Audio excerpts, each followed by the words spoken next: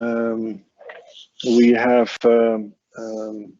actually, we started speaking Dutch already a little bit earlier because everybody seems to be able to speak a couple of words of Dutch. We have Jerry Rico from Daiichi Sankyo. I don't speak Japanese. We have Evelyn from Bridgestone, also a Japanese company. And we have Bori from Nokia. Clearly, of course, we all know Nokia is a Finnish company. Jeremy is a specialist in change management and transformations. Evelyn from Bridgestone, she's the leadership and organizational development. Actually, she told me earlier that she's doing everything apart from recruitment. So she's taking care of all the soft space of HR. And Bori from Nokia, she's taking care of the coaching and mentoring community, experiential learning. So I'm like the innovation part of learning and development, including coaching and leadership, which is really lovely. We're going to have a panel here, and I've prepared some questions, but maybe there's also some questions from the group. Maybe my first question: the L&D has been traditionally a push-based organization. L&D has been focusing on creating and delivering content, and we've been doing that for the last many years. Now, you see some trends in organizations where L&D is gradually, quote unquote, getting out of the way and equipping people to pull content and to pull knowledge rather than to push stuff at them. Focusing on meta skills. There was just a session by Fernando on meta skills. What is your viewpoint, and how do you see that fit in the future of L&D, basically, getting out of the way and reinventing itself? Bori, why don't you start, if you don't mind? I was expecting Evelyn to go first because she was really dynamically moving. Well, I think coaching and mentoring that we are using in Nokia are perfect examples of this pull. So you grab the opportunity, you use the opportunity to self-reflect, to become more self-aware and choose what topics you want to discuss, what you need support with, be it through an internal mentor or a coach. You mentioned also meta skills. We talk a lot in the company about upskilling, and one of our core values back in the past was continuous learning. Then it was called renewal, and we are very much focused on innovation. I think where L&D comes together with innovation is the empowerment or the enablement and the learning agility, that if people feel empowered to learn, to share their views, come up with new ideas, that will bring us to pure innovation. So my first thoughts. Super, thank you so much, Evelyn. You were moving around. Let's hear it. Let's hear it from you. I didn't realize I was moving around that much, but absolutely, this is a question or a topic that is very close to my heart, and maybe so. As everyone knows by now, I work for Bridgestone, which is a Japanese organization. So you can imagine that we're trying to work through some of that Japanese legacy, which was very traditional, very organized and structured and very localized.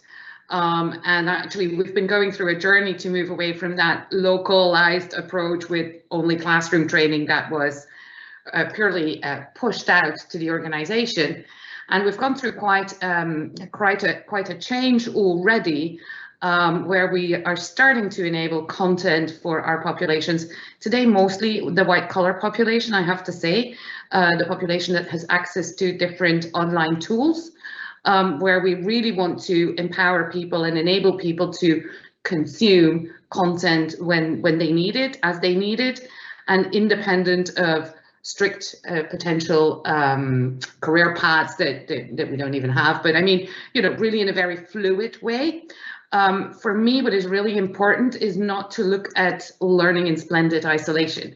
I think learning is an enabler for an organization to transform itself and to become the better version of itself. Just as we say that sometimes for employees that continue to grow and develop, how do you become a better version of yourself? And an organization is, of course, nothing more than the exponential sum of all its employees. So my big dream is to move the formal title of learning and development, whatever, out of the equation, and to make sure that within the organization we become true enablers. We take ourselves out of the pictures, and we've moved the needle on the culture in such a way that we can actually curate content much more than we think about push and pull.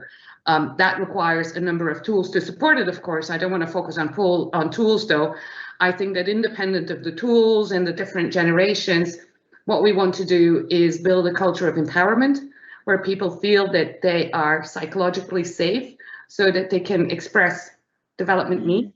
I don't feel I'm really strong in that area, so I want to go and get something to help myself, or I have a big project, I need to learn this skill to be able to run that project, or I have an ambition that I want to fulfill. How do we tap into those different elements that are purely culturally determined, and how then do we look at how we can trigger the level of motivation within the employee? That's valid for myself as well, right? And I realize that independent of the format, when I'm motivated, when I'm excited about a topic, I will learn, whether in a book, in an online course, in a classroom course, or in a session like this one maybe. So how do we turn that around? And that's a slow process. We've started implementing a number of things to support that change. So we've implemented continuous feedback, which is a great starter to start reflecting on development. We're doing some revamped work around development planning. We're bringing new tools so that people can pick and choose what they want. But also there is really that growing focus on that motivational aspect, or having deeper conversations. So we're looking into how we can also. Let me stop you. Yeah. Because you're already covering my next question. Maybe Jerry, let me add a little bit dimension what Bori already alluded to, and what Evelyn already started talking about. If we're getting out of the way, and if we're creating all this content, how much and how do you think which schools organizations should follow? Should we train people on learn to learn and on making use of all that good stuff out there, or we just create the environment and the culture and tell people that it's good, be our guest? My hypothesis is that if you do the latter, you might not reach everybody. But I'd love to have your perspective on that question.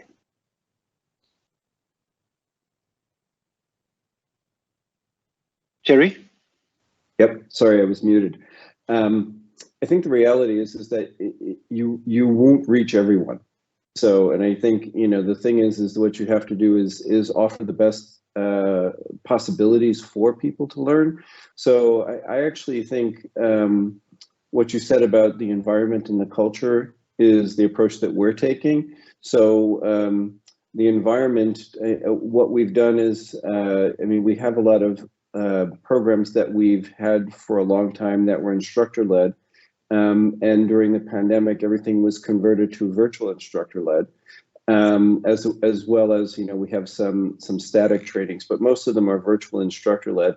But the other thing that we've added in the last 2 years is, we have an enterprise subscription to LinkedIn Learning Platform, and we do a lot of promotion around that, because what we want to do is make that a pull. And, people have a large, basically library they can pull from. We do curate, and we also make the learning collaborative through the programs that we have by offering people the opportunity to exchange with executives on specific topics and courses that they've seen, so that we can have a dialogue and people can apply it. And we work with LinkedIn Learning. They're really good about helping us to curate the content and let us know what our employees are consuming. The other thing is that it's part of the culture. We're doing a lot with our leadership development programs and our feedback programs to ensure that our leaders are focusing on the development of their employees, on the individual development of their employees, and not telling them what to do, but having discussions about what they need to develop in order to grow in their careers, so that they take ownership of it. And, you know, it's not a top-down thing, it's a bottom-up thing, where people take the learning that they need because they're interested either for personal reasons or to grow their careers. Super, thank you. I have many thoughts that come to my mind when you're speaking. Bori, you wanted to say something with regards to so this is not schools. supposed to be a promotion for LinkedIn, but yes, we also use curated content from LinkedIn Learning, and it's receiving lots of positive feedback from most of the employees at Nokia.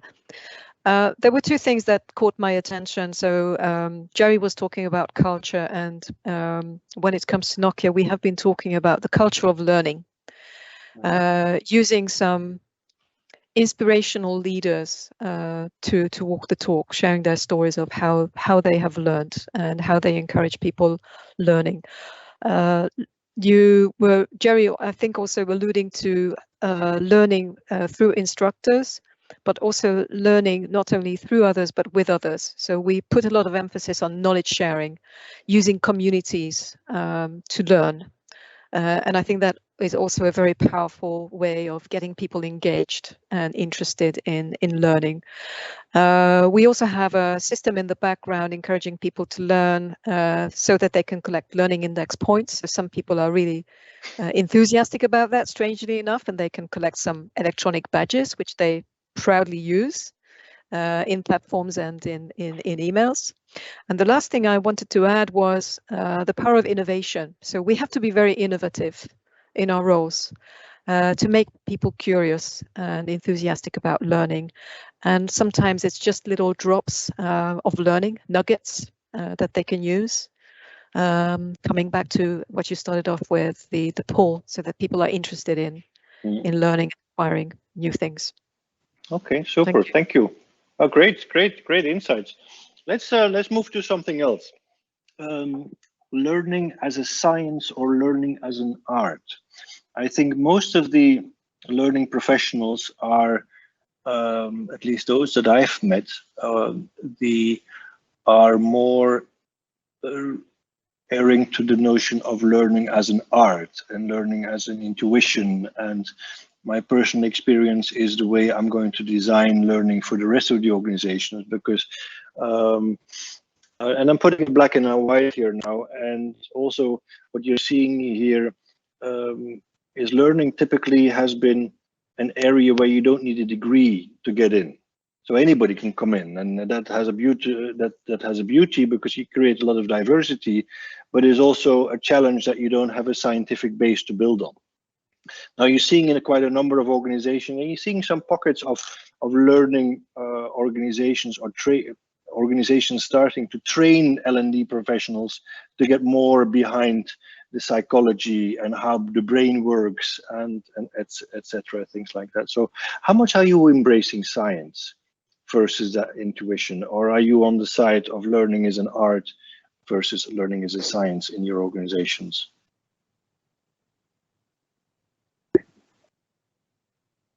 Evelyn. I'll be brief, I promise. For me, it's trying to grab the best of both worlds. I think depending on the population you're trying to reach, the content you need to bring across, and the purpose of the session, you may want to go down the art slope.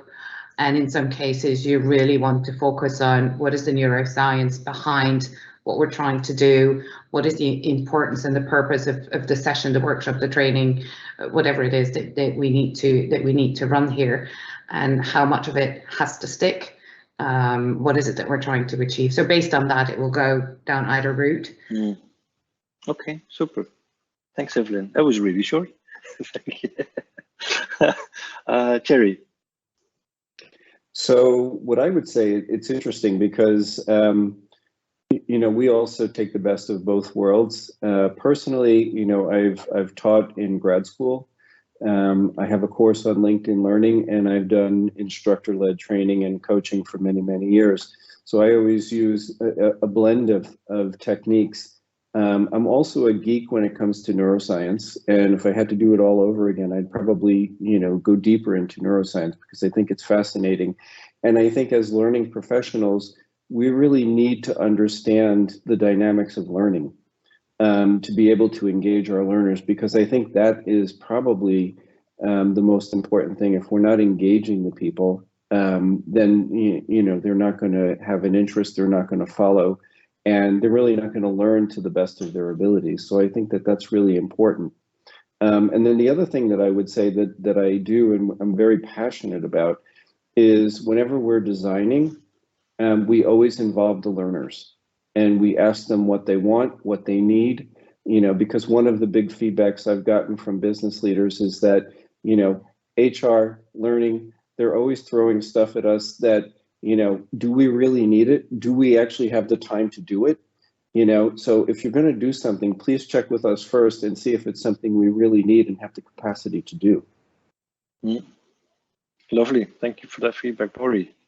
I think that's a great point about the time, and also listening to our internal customers. What do they need? So we have become much more consultative and listening to internal stakeholders, employees and leaders alike. Moving from the neuroscience and the science bit, which is very important, and we have put quite a bit of emphasis on it in Nokia as well in the past couple of years, not so much in terms of learning, but transformation and change. So how to cope with change, how to deal with ambiguity. I would come back to what you said, Stefan, about the arts. So there's certainly an element on that. If you think about online training, that we've all had to deliver lots of online training sessions, it has become an art of how you can facilitate a session so that you make an impact, how you involve the audience, what are the interactions with the audience so that they still remain, well, maybe it's a too strong word, excited, but at least attentive and contributing. And it's a fine balance. And just closing the loop to what Jay was saying about the time, I think we are trying to squeeze more content into a shorter amount of time because the attention span is also changing. Is it? I think it is. Jerry, do you want to comment on that? Do we have data to prove this? Or is this an urban myth that we're all running with? I don't have the data, but I'm assuming that there's more to it than... Well, the thing is what I would say is, I was going to talk about something different, but to the last point, I think that, we're competing for brain space. There's only so many virtual meetings someone can do in the day without having a lot of serious fatigue. And we need to be able to be conscious of that. So I think part of it is a timing thing, and encouraging people to be present where they're going to get the most benefit and where they have to be, and to make sure that they have balance and boundaries, and that they're aware of those. Because I remember, when we first came into lockdown, myself and many of my colleagues, we attempted to keep the meeting schedule that we had when we did in person, which was demanding. But when you're staring at a screen all day, it's very, very draining. And so it's not really productive. So you really need to be conscious of how you do that. And the point I wanted to make, though, is that as a learning professional and getting into the art and working in a virtual environment, what I've gone to doing, I had a presentation that I did earlier in the day, and what I do now with my presentations is I work with a professional designer, because I know that is not my strength. And, I know if I want to capture an audience, I need to have an engaging presentation to go with my narrative. So, I'm willing to admit that there's certain things I'm good at and others that I'm not, and get help. Okay, super. Thank you so much for sharing that. I love your earlier comment about the involving the learners. It reminds me of something that Charles Jennings was talking about, the conspiracy of convenience. Like managers and L&D managers deciding on a training program, designing it, throwing it over the fence. Everybody's happy, but 1 year later we realize that nothing really has changed, and we start the process all over again. So let me share another question, and for the audience, anybody can of course raise more questions. What maybe a question around new services of L&D. Let's forget the past, redesign the new, future of Learn L&D. How would it look like?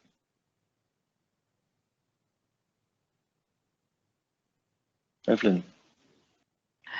I'm not sure I will be spot on answering your question, but for me, this is really all the steps that we're taking into the world of enabling communities of practice, enabling social connectivity as an indirect means to learn. Like Nokia, we've implemented mentoring. I'm launching a coaching program with external parties. So I think it's really that entire element of both peer learning, learning from others. Charles Jennings would call it the 20%, but it doesn't matter what percentage it is.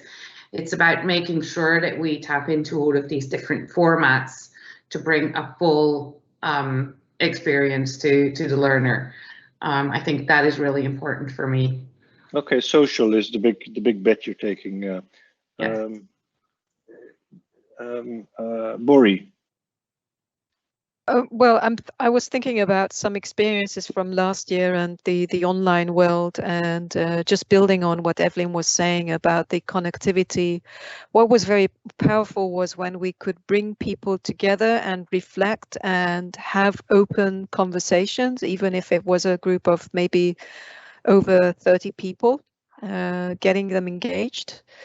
And also what happens after. So you were saying that we fail if 1 year later we realize that nothing has changed. So what we tried to do was really to get the participants committed and accountable. So almost using accountability partners at the end of the training.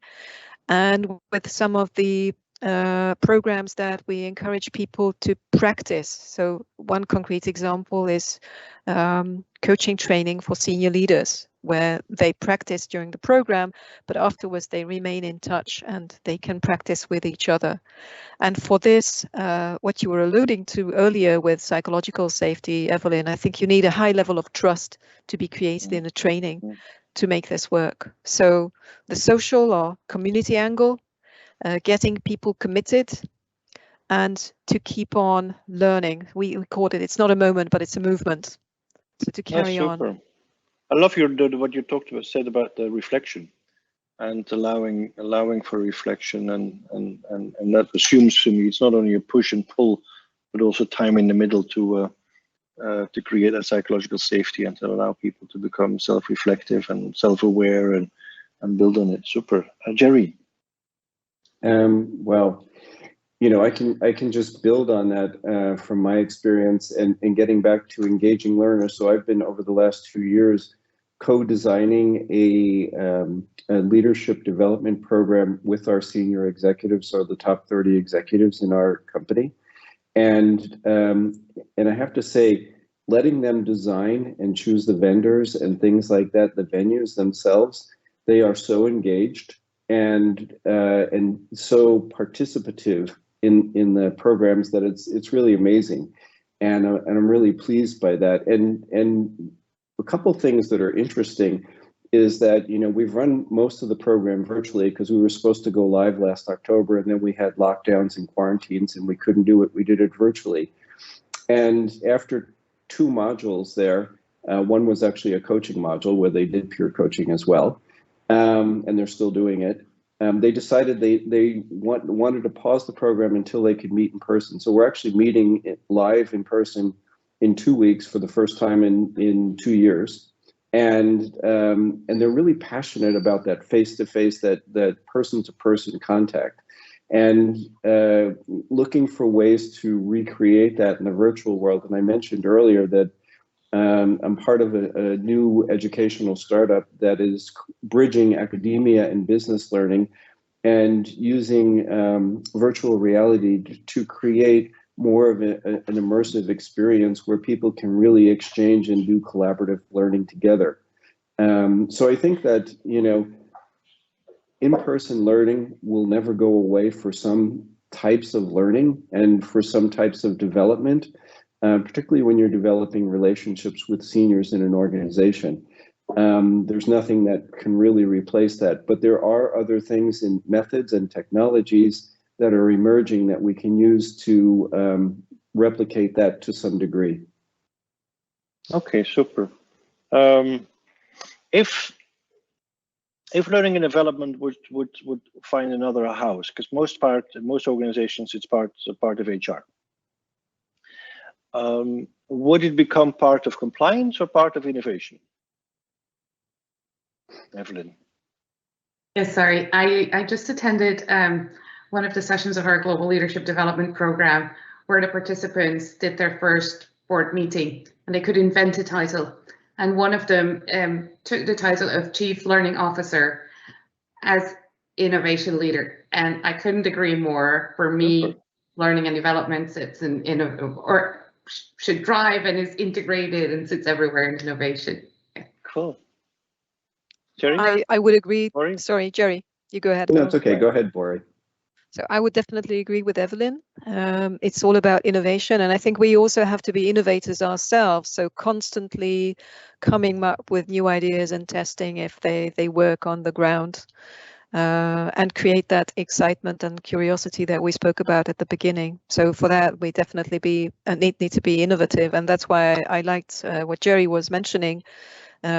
Using maybe augmented reality or virtual reality, even in solutions, which we have also been discussing, but it's not there yet. And what I would add is that I actually wouldn't put it in either category. I would put it in the business. And I've done learning both in the business and both in HR. And it works really well in the business because that's where a lot of innovation happens anyway. And that's where often most of the money is. There's that too. Evelyn? Yes, I think I've been very much nodding my head all through this conversation, listening to you, Jerry, and you, Bori. But allow me to maybe disagree a little bit with you here, Jerry, because I've also seen learning sit within the business. And I thought what I missed very much when the business was managing the learning part was that it was purely focused on the business results. It is an important part of it, but we forgot about an entire dimension Sure. that was simply not present because it just didn't came up and people didn't see how important that was. And so I think if you can kind of take it away a little bit and have a more holistic approach, it's really to the benefit of both the organization, the learner, and support and enable it. So. Might it be, Evelyn, that if you're sitting in a business, you need a different type of learning manager, somebody who's maybe more assertive and more able to get the learning piece on the agenda? I think you need to be less assertive when you're already in the business side, right? Because it's sort of like a given, but it's being considered purely as sort of a tool, something very operational. And for me, in my brain, I call that more training than learning and development, which for me is much broader and much more holistic and focuses on many different areas, not just training to achieve a business result, improve your sales capabilities, or learn how to build pivot tables or whatever it is that you need. And for me, I really much aspire to, I think that the role of L&D needs to be much broader than that. But I think if I may just challenge you back, it is that, I think if you position it in the business at a strategic level, it doesn't have to be about technical or functional training. It can be about overall learning. And I think that, once again, for me, I'm sorry, this is my passion is that, I think learning needs to be as close to the business as possible to be as useful as possible. Also true. Absolutely agree with that point. I think a lot is also linked to the type of organization and organizational culture that you have, sure. And then what that means, right? So probably we're saying very much the same thing, but from different angles. But I agree. I agree. It's not technical and functional training. I mean, that's part of it, but it's much bigger. And then that proximity to the business, I feel not just learning and development, but I think the full HR function. should really be much more integrated in the business. There's that. For sure. Yeah, no, absolutely. Sounds like it's a balancing act, Stefan, considering everything. Yes, and I can see. I've been in many leadership roles. It's not easy to, and every leadership team is different, and every situation is hard. Now, percentage-wise, how much of your efforts are you focusing on keeping the ship afloat, exploitation in innovation language, and how much are you spending? Maybe let's focus on your budget numbers. How much of your budget are you investing in preparing for the future? The exploration part, whether it's in content or technology, doesn't really matter. But could you shed a light? Give me a percentage budget split, and why? I'll just say not enough. On both sides. No, I mean, not enough on the exploration for sure. Okay. I would say it's a very rough estimate. I would say about 70%, 30%, and ideally it should be 50-50 maybe, or 40-60 on the exploration and innovation. Okay. Strangely enough, for me, it would also be approximately, right, 70-30, but rather 70% in the exploration, because we don't have a long history of. So it's not like we need to work through how we changed the way we used to work. Everything was decentralized and done locally. So we're really building, quote unquote, from scratch. So everything I put in and everything I invest really serves that one purpose of being future focused, and try to bring solutions that also meets the maturity level of the organization. So yeah. Oh, super. Thank you. That's great difference, actually. It's lovely. Give me two key strengths of L&D, and also two things that hold us back.